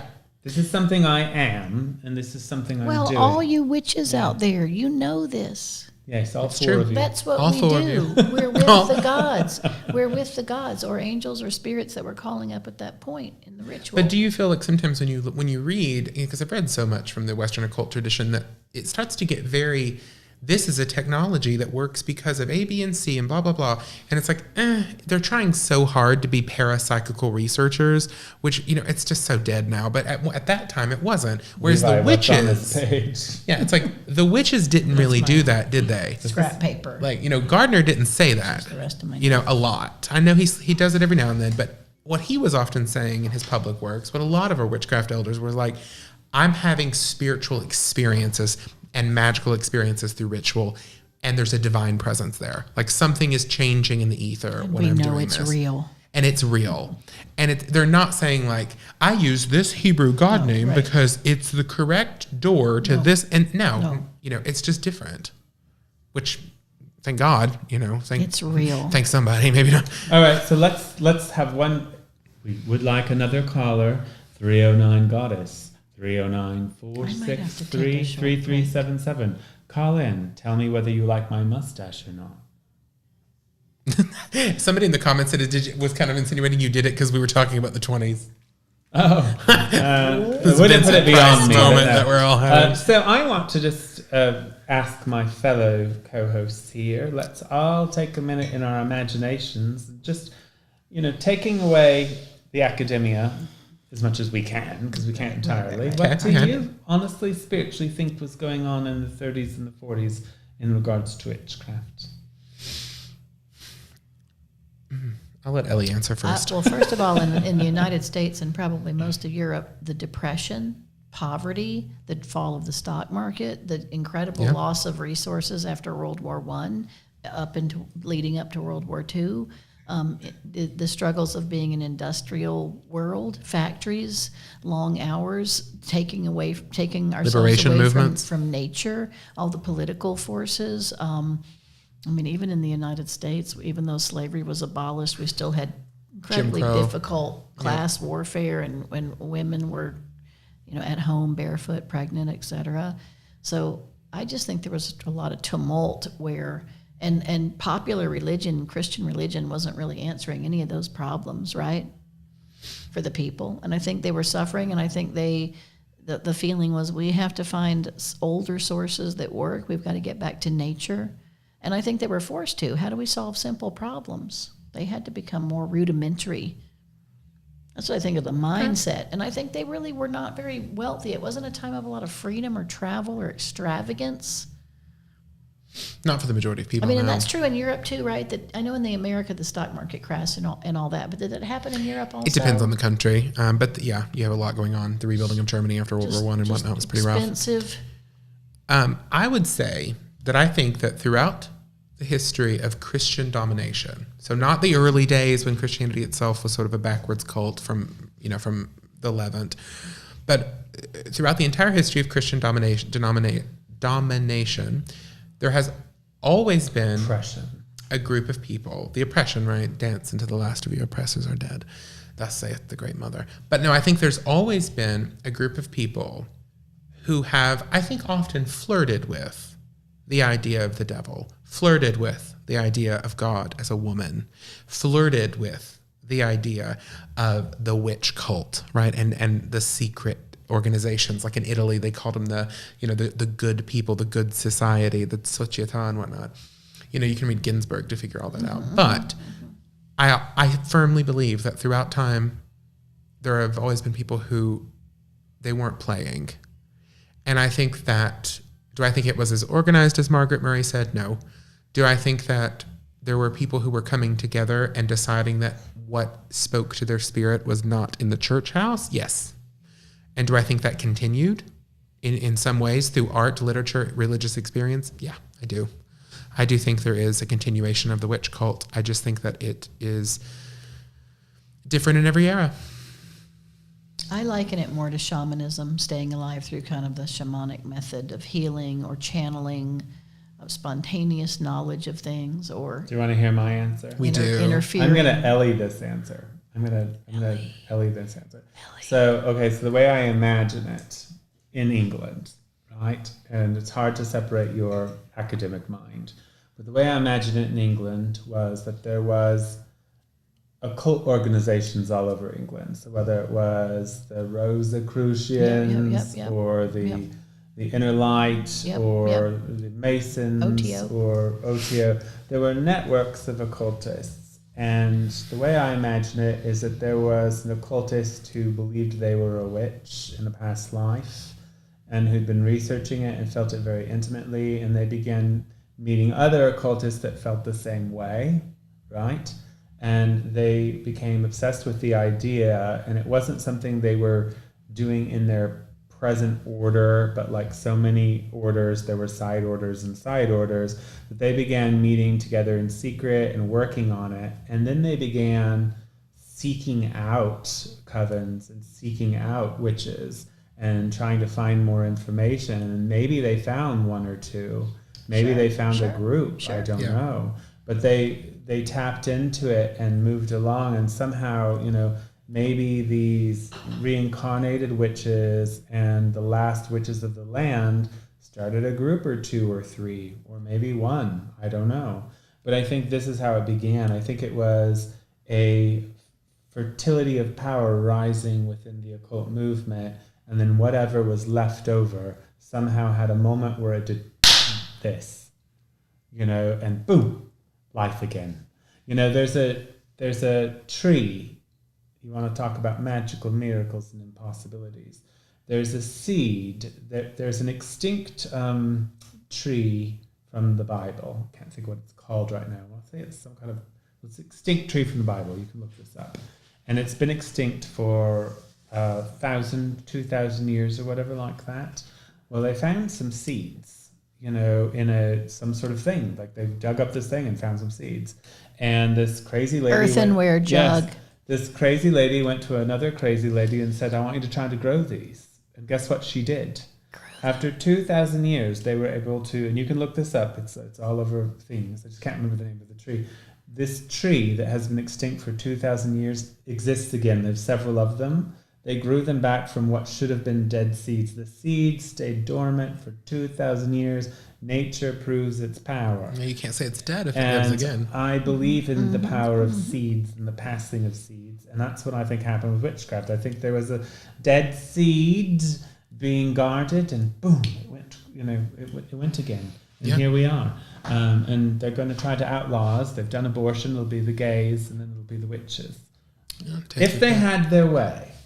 But don't let them have their way. Here's my paragraph outlined in Sharpie. The underground occult psychic stream, golden threads running through people, ideas, and practice, slightly out of reach, but always there, and sometimes bubbling to the surface. Ooh. I like See, I that. told you I Elied it. You did. So, but it's the same idea. Brian. Yeah. Yes, It's it exactly is. what It we're is. talking there about. are a couple of things in the comments I do want to hit on. That was lovely. Rodriguez Mystic brought up Victor and Cora Anderson, which is yes. in America. However, yes. here's what I'll say about Victor and Cora. Unless I'm mistaken or new information has come out, it was confirmed that Victor had a correspondence with Gardner. He originally was much more interested in Hawaiian shamanism and voodoo and all these other things. The fairy tradition starts to get a lot more witchified in its rituals after his correspondences with Gardner. So is he a pre-Gardnerian voice, him and Cora Anderson? Yes. However... Pre-Gardnerian, meaning he's published something before Gardner? Yes, but it was not... What was it? It was not about witchcraft, though. It was like his magical practices, right? Yeah, that's not the same. And then he starts a witchcraft A tradition. lot of people had published right? magical practices before. Yeah. He starts a witchcraft tradition. Gerald Gardner published magical... Yeah, but he's very much influenced, by that correspondence and what became public. So I'm aware of those individuals. I don't have anything against them, but I'm just always skeptical, and yet my skepticism has never been derailed. I'm not Gardnerian. I'm Alexandrian, as are these two. So we're not coming in the full defense of Gardnerian witchcraft out of any sort of strange devotion. It's because it just simply happens to be historically true. Yeah, I'm not a big... I often find when you will see sort of traditions However, that, don't have connections. Now that I'm they a do. Gardnerian witch queen, I might have to change my tune. Now that you are I'm going a to witch go home queen, and sit on my pinnacle, and I'm going to think about all of the decrees I will be making in the next few days. all of the decrees. He has a lot of opinions, people. Elie I do. gets to be the I'm queen going to mother. set the world Okay. to straight. I want to hold out till 9, but I can't. I got to go pee. You guys talk about me while I'm not here, okay? Ooh, we totally will. We totally will. I try my best, but I'm an old lady. No, you're not. Okay. She's only 24, you guys. She just Talk was about it amongst in the yourselves, sun a lot. she says to us. I love how she can't even just say, excuse me for one moment. It's No, like just so literal. gotta let it I know. out. God bless her. So we did have one I wanted to look at too, which is Michael Carell, Uncle Birch. The comment he says, for me, witchcraft is not a choice or a preference. A witch cannot simply stop being a witch. I didn't say I was stopping being a witch. Oh, no, that's from an earlier convo. He used the word preference. I'm just realizing that I've always identified as being a witch, and I've always identified as being a queen. So I'm merging those two identifications. I don't think he was referencing your witch fulfill queen my comment. true destiny. I don't think he was referencing the witch I feel queen like comment. some elders might watch this and think something's gone wrong with me. Something's gone horribly wrong. They'll only see this and they'll just be like, the end is Like, nigh. oh no, No, God help us. he does have a pearl necklace on. Yeah, it's all gone wrong. Everything's wrong.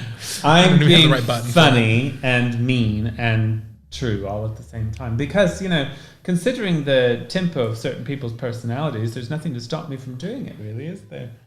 And as an Alexandrian, I'm greedy for power, so don't put it past me to do whatever it takes to be powerful. Yeah. God bless you. But Rodriguez Mystic is saying, they still had something called a coven in the 30s. Yeah, I would say that's a very contentious argument, to be honest, that I have no stake in. I'm not a Gardnerian. I'm not a fairy initiate. So it's just not something. Talking about them? Well, no, I mean, people who are interested in particular traditions, sometimes we believe backstories, sometimes we don't. And I know the Andersons have a backstory. I'm not going to sit here and say it's not true. Yeah, no. I don't believe it to be true, but I don't really know enough about them to really say, well, this person's lying, like so many have done. I don't know the whole story in that sense, but I'm very skeptical of an American being pre-Gardnerian. It doesn't even make sense with the Witchcraft revival. It didn't happen in America. It happened in England. Yeah. But it's also important here's what I'll say. Now, the word witch is... Yes. I'm not saying that the word witch wasn't in the guy's family. Yes. But if you're trying to Or the word coven. If you're trying to hook it up with... I would be very curious for real evidence. And unfortunately, that tradition is so well known that most people feel that real evidence has never been provided.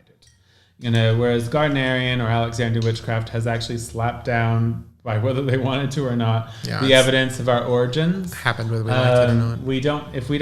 If you can't prove it, if you can't prove that you're older than Gardner or that it's older than Gardner, it's not really worth pontificating online. Because what I would say is I think they did have a coven before Gardner 100%, but we don't know that because according to Gardner, he was in a coven in the 1930s. Oh no, this is true. Like they had a group they called a coven, but their practice was very different than anything that was going on in the revival.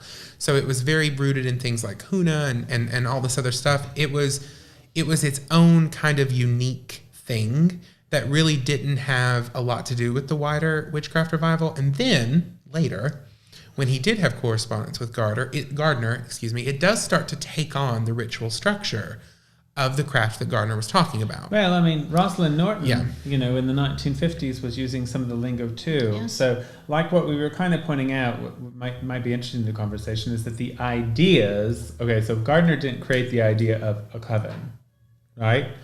That started in the 1300s.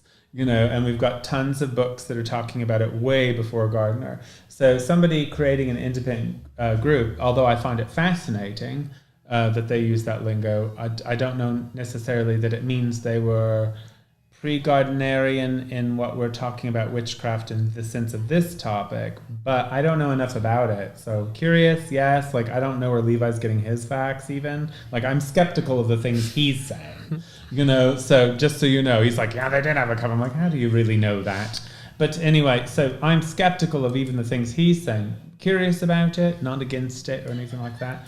But that's where I'm coming from. But it is possible. It is possible that a group of people came up with those ideas and put them together in some way, or that he did. Maybe he had folk magic in his family. Maybe he had, they have a lot of things. They draw from enormously disparate. So no hate there, just skepticism. But also if covens were autonomous and actually did develop along very private lineages over even 200 or 300 years, who knows what pops up in the 1920s from 1800? Who knows? And there's many groups. I have a feeling there are a lot of groups that called themselves covens that we're not aware of. Yeah, they wouldn't have been public. I have an idea there was a lot of them. They'd have been terrified. The problem is when we're talking about when you get into the conversation of pre-Gardnerian craft with any kind of like debate, there must be proof, and I haven't been provided with any proof. And 9 times out of 10, I think I was first told that the fairy tradition was that old by this Gardnerian person who said, all this stuff. And then later I got another person debunking all that stuff. So I haven't examined it enough because quite frankly, that tradition has never really been put in my face enough to think about it that much. But I would How strong is it today? certainly Levi, welcome the you fairy to tradition? contact me privately and provide me that information. I would be fascinated by it. They're not as unified as some other particular traditions, but there are huge swaths of it that are very popular through certain people. The other thing is it gets confused a lot. People confuse it. Because there's more than one fairy tradition. But fairy, when we're saying fairy, if you're watching, we're talking about FERI, Right. Victor and Cora Anderson. And Well, there's also a fairy tradition here. Yeah, and the gay one. There's the gay. No, this fairy isn't the tradition. gay one. This is another one. And then there are multiple fairies, as in the fair folk. And this one, the one that's here, was started by people in the UK. Yeah, there's the rad fairies too. The radical fairies, which are a queer liberation. There's just more than one pagan tradition group. called that. So that causes a lot of the confusion about in the combos too. But they claim a lot of interesting stuff. Even in the comments they're talking. They claim to have a secret version of the Gospel of the Witches. Cora Anderson claimed to have a secret Gospel of the Witches. They claim a lot of things. It's like a fascinating sort of like little road to go down. I wanted to say, there was a comment about. One second, excuse me. Sorry, guys. That whole conversation just like boom, boom, boom, boom, boom. So someone was asking, I think I've lost it. Well, I'll find it in a second. I don't want to eat up so much dead airtime. But eat up dead airtime. That's exactly the kind of airtime you want to eat up. no, I'm saying talk amongst yourselves. Grape nuts, neither grape nor The nuts. thought that came in my head, I'm looking at the comments and I'm like, how many people am I going to can't see see them. at Witchfest? I mean, at Hexfest. Hexfest. How many people am I going to see at Hexfest? I can't wait to see everybody and talk and just squeeze hands. Don't excited about it. Don't squeeze hands. It's the year of COVID. It's not the. There's no more hands. Here's Your what I think. elbows now. Here's what I think. I really can't. I probably shouldn't even say that anymore out loud. But I've been in the trenches in COVID, working don't jinx in the yourself. French Quarter. Well, I think I'm New immune. Orleans. I think you're immune. You're probably immune too. I've had all my vaccines. I've worn my mask. I just feel like. Maybe real witches can't catch COVID. No, they can. Yeah, they can. Sorry. But anyway, I feel pretty strong. Maybe crazy witches can't catch COVID.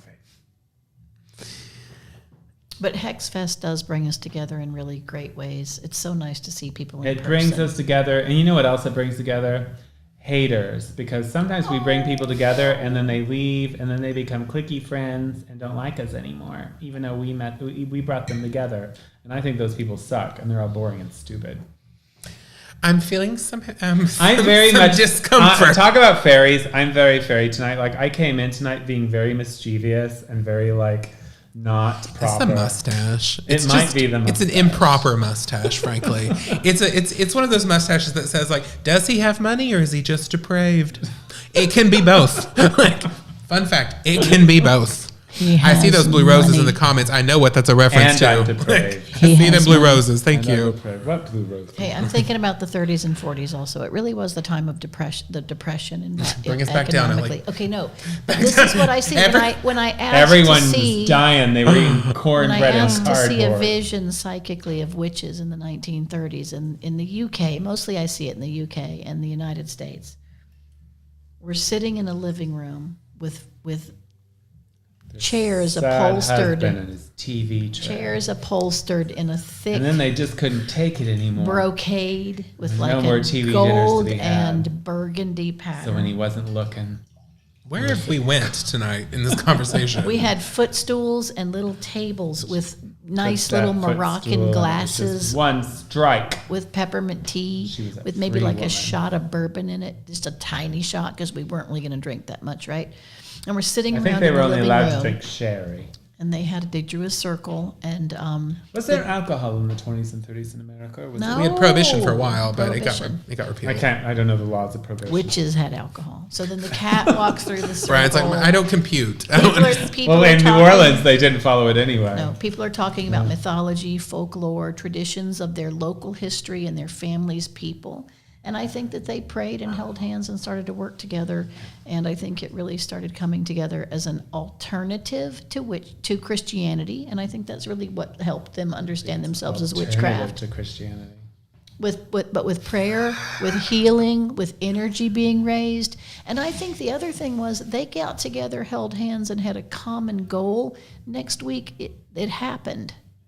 That's what I think about witchcraft, too. People came together and started Witchcraft working. is for people who are too good for Christianity. No, well, But we had great minds coming together. And when we worked, we've seen it An alternative ourselves. would be like, And then we do a Islam spell, we do a or magic, and then next week we're Judaism, like, I guess. oh, I love how they're dude, just having two completely different realities It right now. happened. Are you watching this? Like, just gone to the ether. And then the witches that got together in the living room with the maroon and beige upholstered furniture. And who we've talked held about hands, fabrics prayed. a lot. Their stuff came true, and then they said, "Yeah, witchcraft." Yeah, they that's what I got do rid of today. that It's like husband, they witchcraft. cast his spell, Yes. got a new husband, I've lost started him. a coven, It's fine. I have my time. moved to New Orleans, Their mortgage company Got got gorgeous. that mysterious Came letter wealthy. that cleared everything Wrote a up book. for him. The IRS sent him a letter that said, "Hey, no, you're good. Here's an extra $2,000. Here's your refund." That's the kind of magic spells I do. absolutely. So, Levi, Yes. IRS spells. let's do a summary real quick since we're running out of okay, time. So Okay. I think what we can establish about, let's say, what we can firmly establish about the ideas of witchcraft in the 30s and 40s. So common people still believed it was not real or it was evil. Or it was evil. We all agree yeah, on yeah, that. yes, right? yes. However, in the occult world, there was a movement where people believed that there was a goddess in some essence, and that the devil was probably an old pagan god, Gotcha. Yeah, and more that and more, I witches think, accepted. met in groups and were a secret old fertility cults that were remnants of pagan worship. I Okay. like that. I can sign on to all of that. I like that. You yeah, know, me too. I would sign on to all that. Sure. You know, probably thought they worshipped Pan and Artemis, but it's okay because they were British, and it's not untrue. But you know, yes, I think the power that was coming through there, I think, was on the ethers earlier than the 30s. Yes. I agreed. Yes. and I But think also it's still there. Back to nature, anti-industrial, meeting outside, connecting with the moon and the stars and the sun. I mean, that was, you know, even you think 1930, weren't we still kind of Who were the primitive? mystical pillars? We What? were 100%. industrial revolution. We were trying to Stand get at the back gates to of the nature. shrine. And two of the powers of nature, the Not gonna stop, forms no. and the forces divine. Divine. The dark and the light succession, the opposite each unto each. Shown forth is a god and a goddess. Of this did our ancestors teach. I know Miss Dorian too. Suppose this means I can't really be the queen. No, you can't. I will say this. I can sign on to everything Brian said. I'll add this as my final thing tonight. I have two sides to this, as I think everyone has a right to. I have a literal side where I am fascinated, but I do read a lot about the Andersons, and I do read a lot about Rosalind Norton, and I do read a lot about the occult revival, and all the way from You do know theosophy you and can't whatnot. believe everything you read. However, right? However, I think They it's also lie. important to remember that, like, The sow lies. I am not a historian. I'm not an anthropologist. I am a priest, right? That's what I am. I am a priest in an actual religion. I run a coven. I have initiates. I have students. I am a priest. So I have a priestly and religious opinion about this too. I believe that the mysteries have made themselves known throughout all cultures and at all times in different ways. And I think the spirit of witchcraft is an incarnation of that. And I don't think it has need to prove itself to anyone in terms of lineage. I think the lineages that survive are the ones that survived, and they survived for a reason. And they continue to thrive and grow and exist for those same reasons, because those people made contact with something that I believe to be at the core of the human experience itself. I think it's reflected in 1,000 different religious traditions and secret societies and everything else. But that's the lineage of witchcraft from the 30s, from the 40s, and all the way back to the beginning. It's, it is something that continues to pop up, right? You see it in Tantra, you see it in Taoism, you see it so many places. And I think witchcraft is one incarnation amongst many. It just happens to be the one that I love. I love witchcraft too. And I think also witchcraft represents the power that comes from nature into good hands that alters the course for the disenfranchised, the poor, or the ethnically different. I think witchcraft was always a tool of the underdog against the political and financial It kings. is, and to the last of your oppressors. No, are I dead. agree. I mean, I agree. Right. I think And witches it's a are lie for that reason. guardians We've of needed life. it, right? We've had to use the tools we could get to say, no, you don't plow over that neighborhood. I think the great work of the priesthood in the 30s and the 40s, whether they were called priesthood or not, and us now is really about being ambassadors of the magic of life for the human race, because the magic of life has been completely stripped of us, and it's been stripped intentionally. It was stripped by the church. It was stripped by other orthodox Consumerism. control religions. Yep. It's been War. stripped by governments and capitalism and all of those things, that you don't grow your own things, you don't kill your own things, you aren't even conscious of heterosexual sex in the cities anymore. Like, it's somehow become taboo that there's this mating activity that goes on with our species. We are all, regardless of who you think of, products of men and women, and making love. And in the 30s and the 40s, I think maybe the wartime question is that people Yes. were hungry for life because they were so faced with death, and they were hungry to escape the destruction of civilization because they've been so faced with it, that I think they were open, and that those spiritually open people were compelled to do it.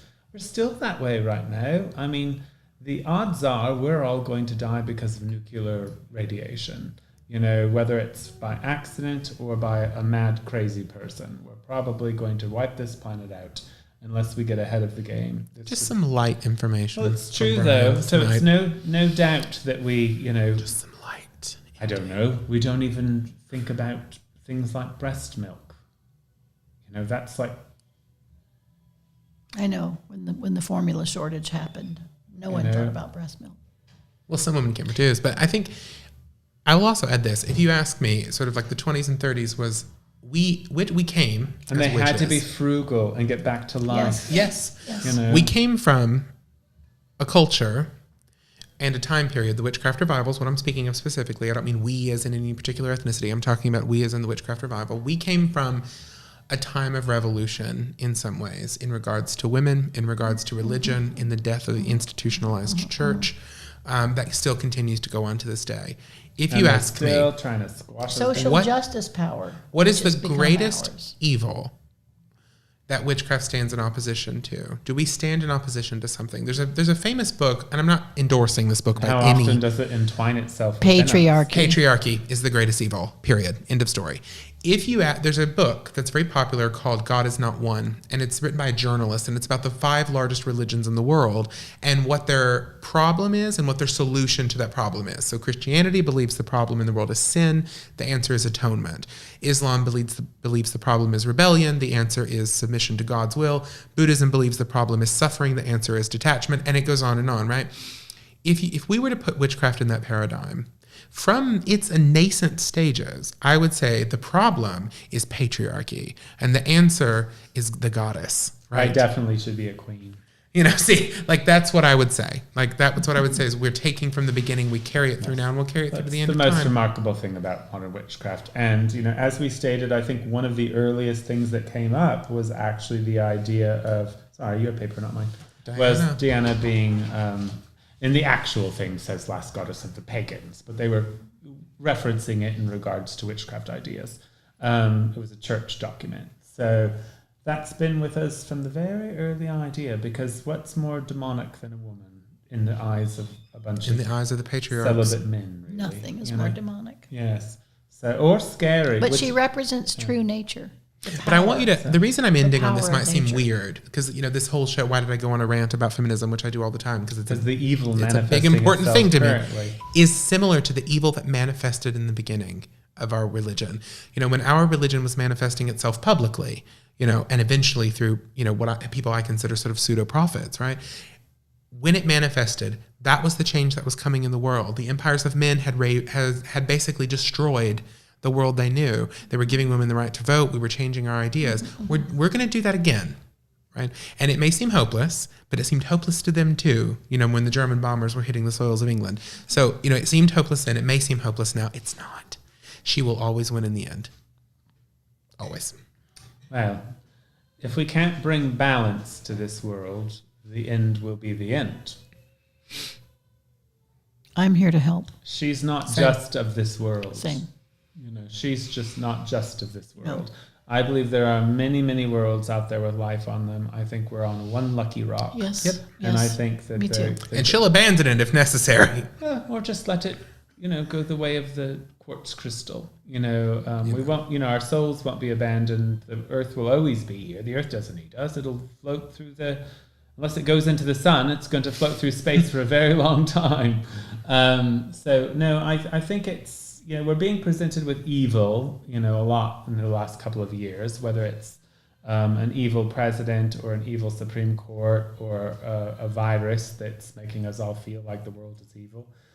This is happening because of imbalances. And I'm hoping Levi and others are correct that this is the fly on the windowsill of patriarchy and Christianity within this country being oppressive and abusive. But this is a very powerful country, and the fly on the windowsill can do a lot of damage in a very powerful country. It can. So I still believe that in the end, I will still be dancing until the last of the oppressors are dead. So I will the say, gospel. if they put me on a stake and set on fire, I'm going to yell Versace. But it's Balenciaga. Not for me. It's not Versace. for you. Well, we're nearing the end here. I think we're ending on such a powerful thing that I don't even want to taint it. What I'm gonna yell. So let's end on that. So we've read so much. What are you crying out when the flames rise? So Brian says Versace. Elie, what are you screaming on the pyre? I just don't know. I think I'd probably hug my dogs one more time. You can't hug your dogs on the pyre because you're burning. That would be mean. I'd say, Something nice or something mean? I'll see you again. See, you know what? I kind of love that. You know what? I don't really have one, but I'll say that mine would be some religious rant about the goddess. We all know it would be. It'd be very annoying. I'm a No, you would Scorpio. throw out some sort I'm a of Scorpio. I'll definitely Delphic say. curse. It would be. It'd be like, I send you all into the womb. that no one would understand. Yeah, no one would They'd get all it. be like, what does They'd all he be like, mean? I don't know, and then hopefully it would all come true, and they'd all be fed to our great mother, and so that she could devour them in her great glory. Okay, everyone look good at the end, so hopefully the tag will look good. But we're gonna say goodbye for now, and we will see you next Friday at the same time. And our next episode is gonna be quite special, so keep a lookout for it. So Okay. give them the whole thing. No, we're gonna do. So he's telling us the grand finale. It is the grand finale. Season It is the 4. grand finale of season 4 of Covendom. Next Friday, we're going to be getting a little bit more personal, which I think you all will enjoy. Ooh, look out. But enjoy your evenings, and many blessings from the great eternal mother who shall conquer all. From us unto you. Blessings. Bye, guys. Au revoir.